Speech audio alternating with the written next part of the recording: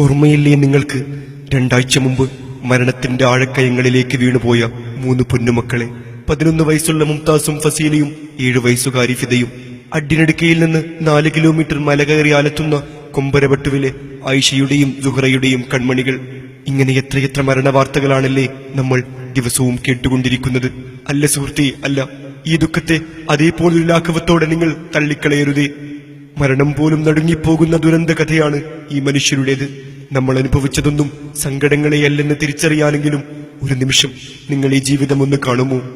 ആഴങ്ങളിലേക്ക് കുമളകളായി താഴ്ന്നു പോകുമ്പോഴും ഉപ്പ എന്ന് അവരുറക്കെ വിളിച്ചിട്ടുണ്ടാകും. ആഗ്രഹിച്ചപ്പോഴൊന്നും അരികിലെത്താത്ത ഉപ്പയ്ക്ക് വേണ്ടി അവർ ഈ ഉമ്മറപ്പടിയിൽ കാത്തുനിൽക്കുമായിരുന്നു. മുഷിഞ്ഞ യൂണിഫോമിനെയും ബാഗിനെയും കൂട്ടുകാർ പരിഹസിക്കുമ്പോൾ ഒരു നാൾ ഉപ്പ വരുമെന്ന് അവർ കേട്ട് ശീലിച്ചതാണല്ലോ. ആയിഷയുടെ ഭർത്താവ് മുംതാസിന്റെ ഉപ്പ 3 വർഷങ്ങൾക്ക് മുമ്പൊരു നാൾ ഇറങ്ങിപ്പോയതാണ്. പിന്നീട് വിവരങ്ങളൊന്നുമില്ല.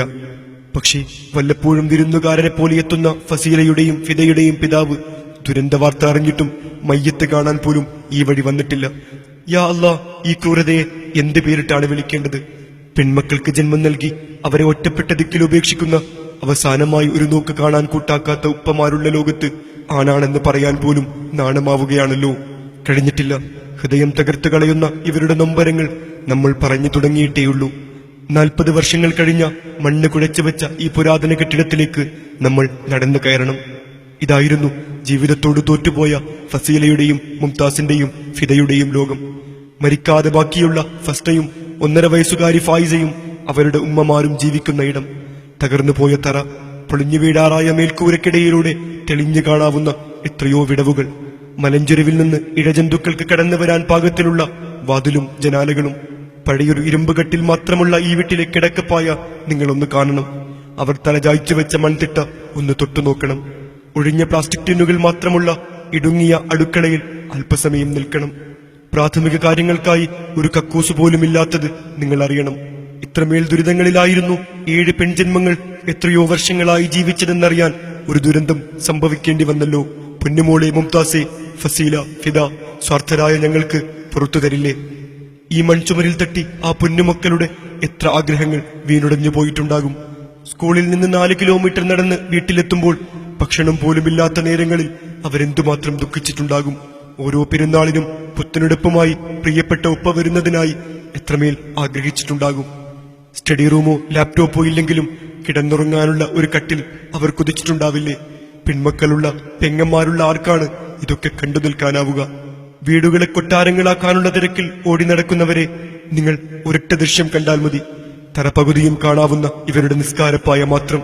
നൊമ്പരങ്ങൾ ഒരുപാട് കണ്ടിട്ടുണ്ട്, പക്ഷെ ഇങ്ങനെയൊന്ന് ഇതാദ്യമാണ്. മനസാക്ഷിയുള്ള ഒരാൾക്കും സഹിക്കാനാവില്ല കൂട്ടുകാരാ ഇതൊന്നും. പുറം ലോകം കാണുമെന്ന് വിചാരിച്ച് ക്യാമറയ്ക്ക് മുന്നിൽ ഇവർ എടുത്തണിഞ്ഞ പർദ്ദ കൂടി കണ്ടു നോക്കൂ. ഇല്ല സുഹൃത്തെ, ഇതിനുമപ്പുറം വിശദീകരിക്കാനായി ഒന്നുമില്ല. യാത്ര പറഞ്ഞിറങ്ങിയതുപോലെ അവരടിച്ചു വെച്ച വസ്ത്രവും ഒതുക്കിവെച്ച ചെരുപ്പും ഞങ്ങൾ പോയ ദിവസവും കുളക്കടവിൽ അങ്ങനെ തന്നെ ബാക്കിയുണ്ട്. സഹോദരിമാർ മുങ്ങിത്താഴുമ്പോൾ നിലവിളിക്കാൻ പോലുമാകാതെ പകച്ചു നിന്ന ഫസ്നയ്ക്ക് ഇപ്പോഴും വാക്കുകൾ മുഴുമിപ്പിക്കാനാവുന്നില്ല.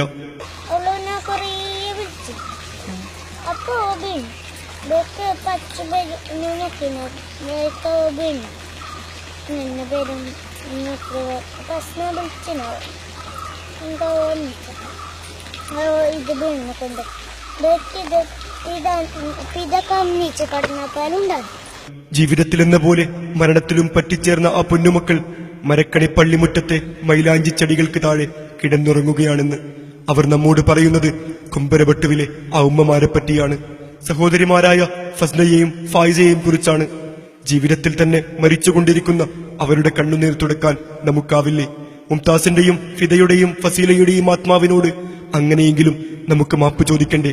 ആയിഷയും സുഹറയും സന്തോഷിക്കുന്നത് കണ്ട് അവരവിടെ സുഖമായി ഉറങ്ങട്ടെ. ക്യാമറമാൻ നാസർ മാനിയോടൊപ്പം ഖയ്യൂം മാന്യ, ഈ വിഷൻ ന്യൂസ്.